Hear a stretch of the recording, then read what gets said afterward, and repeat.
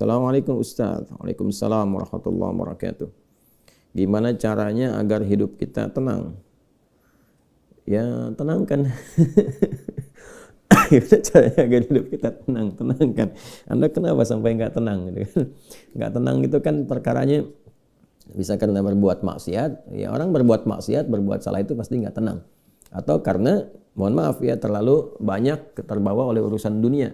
Sehingga kehidupannya dipaksa untuk mengerjakan berbagai aktivitas duniawi yang membuat dia terasa lebih sibuk, capek, lelah, sehingga tidak mendapatkan ketenangan yang dimaksudkan. Jadi kalau terlalu banyak ngejar dunia atau juga berbuat maksiat, maksiat dengan ngejar dunia itu berbeda. Ya, kalau maksiat itu sudah otomatis menyalahi ketentuan Allah. Nggak boleh mencuri, nggak boleh korupsi, nggak boleh berbohong. Makanya ketika melakukan, hatinya menolak. Karena di antara makna fitrah itu dan fungsinya adalah cenderung kepada kebaikan. Jadi ada fitrah dalam jiwa kita, di kolbu kita, itu disebut dengan fitrah taqwa namanya. Ya, Quran surah 91 Asy-Syams ayat 7-10, wa nafsin wa ma sawwaha fa'alhamaha fujuraha wa taqwaha. Nah, jiwa takwa ini yang mendorong kita selalu pada kebaikan. Ya, kejujuran, kesabaran, kemuliaan, dan menolak keburukan-keburukan.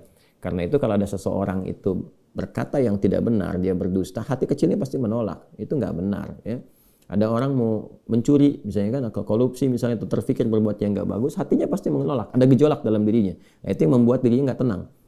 Nah, yang kedua, bukan maksiat, tapi terlalu banyak mengejar dunia, sehingga lupa dengan urusan akhirat, lupa dengan ibadah. Ya, dia bekerja formal, benar, dia nggak menyalahi aturan, dia nggak korupsi, tapi dia berangkat dari gelap, pulang gelap lagi, menempuh perjalanan, kerja lagi, kena kemacetan. Nah, itu potensial akumulasi ini menimbulkan kepenatan, kegelisahan, capek, lelah, sehingga muncul pencarian. Nah, itulah dunia. Itulah dunia. Walaupun saat dia mengerjakan itu, dia mengerjakan tidak dalam konteks bermaksiat, tapi karena terlampau lelah mengerjakan itu dan penat, nah, rohnya kan menuntut. Di tubuh kita kan ada 3 bagian. Ya, ada fisik di bagian luar, kemudian ada akal ya di pikiran, yang ketiga itu ada hati, ada jiwa spiritual. Masing-masing harus mendapatkan porsinya. Ya, ini kalau bagian tubuh luarnya aja yang makan, fisiknya yang makan, mengonsumsi, tidur, istirahat. Ya, kemudian akalnya nggak pernah dipakai, nggak pernah belajar, nggak pernah baca, nggak pernah apa. Ini akalnya juga bisa protes, tumpul, nggak nyaman. Ya, sebaliknya juga, kalau dia misalnya ya makan, minum, kerja, aktivitas, olahraga, akalnya dipakai, dia baca dan sebagainya, tapi rohnya nggak pernah diberikan porsinya. Dia nggak pernah ibadah, nggak pernah sholat, nggak pernah baca Quran dan sebagainya. Maka ini yang generator kehidupannya, ini sumber ketenangannya, maka tetap akan gelisah. Karena itu ditemukan betapa orang pintar, ya kan, kerja keras dan sebagainya, tapi ya rohnya nggak terisi, banyak yang bunuh diri. Ya, di Jepang terjadi, itu kan. Atau bahkan setidaknya ada orang-orang kaya yang sudah hebat, pinter-pinter, ya di akhir hidupnya apa yang dia kerjakan? Ya cuma datang terapi, nanam kangkung, nanam cabai gitu kan, datang ini untuk mencari ketenangan karena rohnya nggak terisi. Maka Islam alhamdulillah ya agama yang sangat komplit, memberikan pencerahan sekaligus arahan dan pedoman dalam berkehidupan. Fisiknya dituntun, pikirannya juga dimotivasi untuk terus ditingkatkan, pintar sampai ke level yang tertinggi, dan rohnya diberikan porsinya untuk menunaikan ibadah sehingga mendapatkan asupan-asupan menu bagi rohnya. Makanya di kita kan ada sholat, ada puasa, gitu kan? Nah, kemudian ada baca Quran, itu untuk kebutuhan rohiyah kita, untuk memberikan ketenangan. Lalu fisik dipandu, bagaimana cara makan, bagaimana cara beraktivitas, dari mulai bangun tidur sampai tidur lagi kan diatur. Ya, lalu pikiran turun ayat-ayat untuk menjadikan pikiran itu terlatih kuat, kan, bahkan sampai ke level yang tinggi, jenius dan sebagainya. Turun ayat tentang Iqra, banyak baca, turun ayat tentang tadabbur, afala yanzuruna ilal ibili kaifa khuliqat afala yatadabbaruna al-Qur'an, turun ayat tentang riset, inna fi khalqis samawati wal ardi wa ikhtilafil laili wan nahari la ayatil ulil albab, kan, dan seterusnya. Itu supaya semua terstimulus. Nah, jadi kalau ingin tenang, bagaimana cara hidupnya tenang? Seimbangkan 3 bagian tadi. Jadi pikiran kita dilatih supaya kuat, ya supaya tajam dalam berpikir dan mengarahkan bagian tubuh kita untuk bertindak secara benar. Tubuh ini dilatih ya dengan berolahraga, makan yang benar. Ayat-ayatnya banyak sekali. Ya ayyuhan nasu kulu mimma fil ardi halalan thayyibah. Hai orang-orang, hai manusia semuanya, hai orang-orang, hai manusia, silahkan engkau makan sesuai dengan porsi kebutuhan dari yang halal, sumber yang halal, cari yang menyehatkan. Itu di Al-Baqarah 168. Nah, kalau sudah sehat, tubuhnya sehat, dipakai aktivitas, olahraga. Kan banyak hadis-hadis tentang olahraga itu. Alimu auladakum bisibahati warnimayah, kata Nabi, ajarkan anak-anakmu olahraga berenang, atau dengan melentar, atau dengan memanah, atau dengan berkuda. Itu contoh-contoh yang real di era Nabi, yang kiranya bisa menyehatkan. Atau kita riset misalnya olahraga apa yang kira-kira menyehatkan, ya, yang senafas dengan tadi jenisnya. Jenisnya bisa berbeda setiap zamannya. Zaman Nabi nggak ditemukan misalnya olahraga futsal, basket, misalkan bola, apalagi jenis-jenis yang sekarang ada banyak atletik dan sebagainya. Tapi kan kita bisa meriset. Oh, ini renang ini apa saja nih manfaat-manfaatnya? Apa nanti olahraga sejenis yang kira-kira yang sama yang bisa dipraktekkan kekinian, atau olahraga yang berbeda tapi manfaatnya sama, melatih otot ini, menyehatkan yang ini, silahkan walaupun jenisnya nggak sama di era Nabi. Era Nabi misalnya dengan memanah, era sekarang misalnya dengan olahraga menembak gitu kan, sah-sah saja silahkan. Yang penting konsentrasinya sama walaupun dengan alat atau perangkat yang berbeda. Ya, nanti kalau ingin dilatih lagi dengan panahan ya nggak ada masalah. Jangan disimpulkan begini, kalau kalau panahan sunnah, kalau menembak misalnya bid'ah, nah itu sempit dalam berpikirnya. Ya, dan Nabi pun kan visioner. Di zaman Nabi mengatakan, ajarkan anak-anakmu berenang. Berenang di mana? Di padang pasir. Ya kan? Kan tidak mudah mendapatkan tempat renang, ya kan? Nah, tapi kita tarik ke sekarang kan itu visi yang panjang. Kalau di riset, di berenang ini adalah olahraga yang menyehatkan otot ini, otot itu, untuk cedera, untuk saraf kejepit, untuk macam-macam misalnya. Nah, itu sesuatu yang bisa kita riset, lalu kita bisa keluarkan jenis-jenis baru yang mengambil dari manfaat itu. Itulah riset. Itulah riset. Nah, terkait dengan ketenangan ini, apa amalan pokoknya? Karena ketenangan bagian dari pikiran yang disupport oleh keadaan jiwa. Ya, intinya di kolbu. Ketenangan itu intinya di kolbu. Jadi kalau kolbunya nggak tenang, hatinya nggak nyaman, hatinya nggak tenang, itu kebawa ke pikiran. Makanya orang-orang yang kena penyakit hati, sekalipun dia sehat tubuhnya, ya jenius otaknya, tapi kena penyakit hati. Dia kena penyakit iri. Ya, iri kan iri hati. Saya belum pernah dengar iri akal, iri pikiran, ya, atau iri mata, ya, iri kaki, iri tangan, nggak ada. Yang ada iri hati. Ya, dengki misalnya, ria, itu penyakit hati semua. Makanya orang dengki, orang hasad itu pasti hidupnya nggak tenang. Ya, orang berilmu, tapi dia kena penyakit hati, iri kepada orang berilmu yang lain, itu nggak tenang hidupnya. Ya kan? Orang kaya, tapi dia pendengki, kaya terhadap dirinya sendiri, ya, dan dia dengki dengan kekayaan orang lain, itu nggak akan tenang. Dia terus pikirin bagaimana melampaui orang itu, bagaimana supaya dia celaka dan sebagainya. Itu yang sangat berbahaya. Maka untuk menenangkan diri itu, amalan-amalannya tidak ada yang lain kecuali meningkatkan ibadah, meningkatkan amal soleh, meningkatkan ketaatan. Semua jenis amal soleh itu di Quran disebut dengan zikir. Disebut dengan apa? Zikir. Salat misalnya namanya zikir di Quran. Disebutkan dengan zikir. Quran surah ke-20 Taha di ayat ke-14. Innani anallahu la ilaha illa ana fa'budni wa aqimis salata lidzikri. Sayalah Allah, kata Allah, tidak ada Tuhan yang layak dipertuhankan dan disembah kecuali saya. Ya, kemudian kata Allah, fa'budni, maka setelah engkau bertuhan kepada saya, kata Allah, sembahlah saya. Nah, ini kalimat yang paling jelas sekali, nggak ada ambigu, terang, menyebabkan kita memahami bahwa ini kebenaran risalah Islam dari aspek ketuhanan. Ya, silakan Anda komparasikan. Ya, saya sejauh ini saya mengkomparasikan, melihat, membandingkan, saya tidak menemukan kecuali di Islam yang di dalam kitab suci mengatakan langsung Tuhannya langsung, ya, yang berkata saya Allah, kata Allah itu kan, ya, tidak ada Tuhan selain saya. Itu tegas sekali.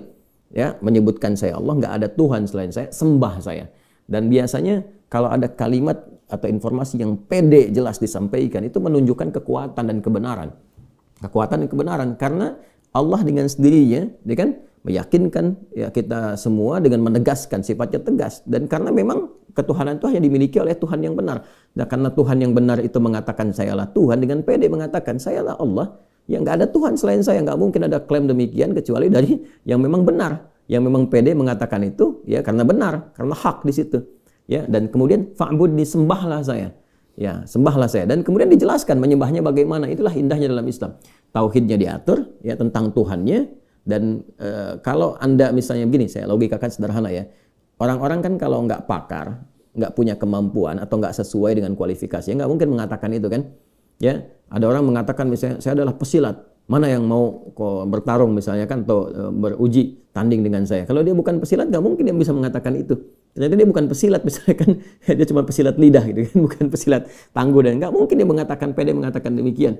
Ya, sayalah ahli kungfu misalnya kan, silahkan ada yang ingin tanding mengetes di kungfu. Kalau dia bukan ahli kungfu nggak mungkin mengatakan demikian. Nah, ini Allah mengatakan dengan jelas, sayalah Allah, nggak ada Tuhan selain saya, sembah saya. Nah, bisa nggak ditemukan misalnya dimanapun tuh, termasuk di kitab-kitab yang disucikan, temukan. Ada nggak Tuhan yang mengatakan sayalah Tuhan, ya kan? Disebut namanya, sembah saya. Kalimat itu temukan. Ya, di Quran jelas. Kemudian fa'budni, sembah saya, wa aqimis shalah, dan tunaikan salat. Cara menyembah saya itu dengan menunaikan salat. Dan diatur. Ini indahnya dalam Islam tuh. Ya. Kemudian ditegaskan, saya Allah, saya Tuhan. Kemudian nggak ada Tuhan selain saya, kata Allah. Kemudian sembah saya. Cara menyembahnya pun diatur. Namanya salat. Cara mengerjakannya begini. Ya, lalu ditunjuk, diutuslah Nabi Muhammad SAW untuk mengajarkan dari awal sampai akhir, dari gerakan sampai bacaan, dari mulai hukumnya diajarkan. Ya, dari cara menghadap ke arah mana, kemudian bagaimana caranya, ya, dari mulai berwudunya bahkan sampai dengan selesainya. Ya, ini menunjukkan bahwa risalah agama ini benar. Nggak mungkin kan diada-adakan demikian. Gimana cara bisa merekayasa seperti itu terjadi? Nggak mungkin. Ya, ini dari awal sampai akhir dan nggak ada kreativitas di situ. Nggak ada kreativitas dan semua sama. Ya, orang Arab demikian, yang bukan Arab demikian. Ya, jadi nggak ada ceritanya misalnya di Arab pakai bahasa Arab, di Indonesia pakai bahasa Indonesia. Ya, di Indonesia, di Sumatera pakai bahasa Sumatera misalnya, di Jawa pakai bahasa Jawa. Tidak. Ya, Quran mau dimanapun pakai bahasa Arab, sholat dengan cara yang sama, menghadap ke tempat yang sama. Tapi terkait dengan pertanyaan ini, teruskan ayatnya, wa aqimis sholata lidzikri, tunaikan sholat kepadaku, kan, sebagai zikir. Jadi sholat itu disebut dengan zikir. Berdoa juga zikir. Ya, doa juga zikir. Quran surah ke-7 ayat 205. Wadhkur rabbaka fi nafsika tadarruan wa khifatan wa dunal jahri minal qaul, dan berzikirlah, berdoalah maksudnya. Zikir ini doa. Ya, berdoalah, mohon dengan sepenuh jiwamu, dengan ketenangan, gitu kan, mintakan kepada Allah dengan penuh ketenangan.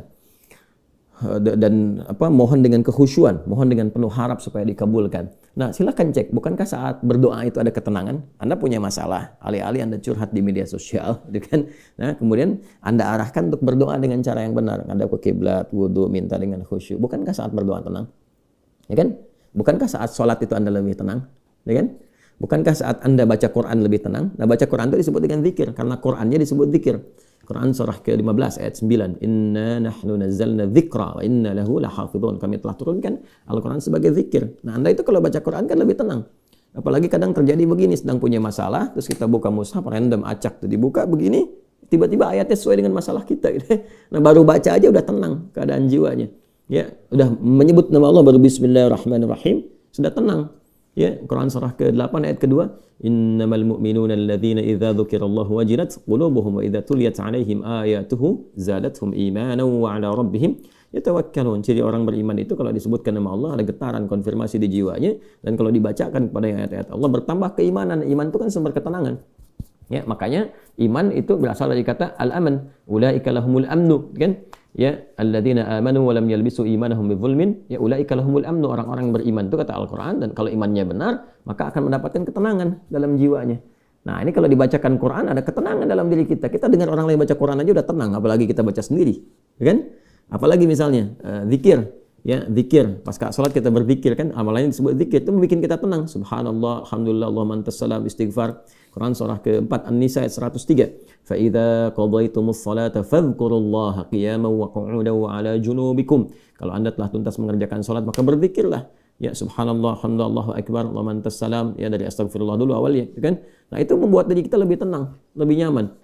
Nah, itu semua amalan tadi disebut dengan zikir. Karena itu disimpulkanlah di Quran surah ke-13 Ar-Ra'd di ayat ke-28 ketika Allah berfirman, ala bi dzikrillahi tatma'innul qulub. Yakinkan pada dirimu. Ala itu harfu taukid, bukan hanya ikhbar. Huruf untuk menginformasikan sekaligus menguatkan informasi yang disampaikan. Saya tegaskannya, kata Allah, yakinkan pada dirimu dengan meningkatkan zikir kepada Allah, maka akan cenderung berdampak tenang kepada jiwa. Nah, jadi kalau Anda ingin tenang, saya ingin tenang, kita ingin tenang, gampangnya tingkatkan zikir. Zikir itu bentuknya ibadah, baik dengan ibadah fisik seperti sholat, baca Al-Quran, atau ibadah harta dengan bersedekah misalnya, ya, zakat itu kewajiban, infak itu tambahkan. Kalau ingin tenang, cobalah pagi-pagi cari orang-orang yang berhak mendapatkan itu sesuai dengan kualifikasi yang disampaikan Al-Quran dan hadis, jalan, temui, bersedekah, nggak usah banyak dipamerkan, ya, macam-macam bersedekah, sampaikan dengan tulus. Nanti Anda akan mendengar orang itu berkata, terima kasih Pak, semoga Bapak disehatkan, keluarga juga dilancarkan rezekinya, dijaga oleh Allah kemuliaannya. Oh, itu mahal sekali. Padahal yang dikeluarkan mungkin 5.000, 10.000, tapi bagi orang-orang tertentu itu sangat berharga dan melahirkan doa yang dengan doa itu mengguncang aras dan memberikan ketenangan kepada jiwa. Ya kan? Wallahu ta'ala a'lam bis-shawab.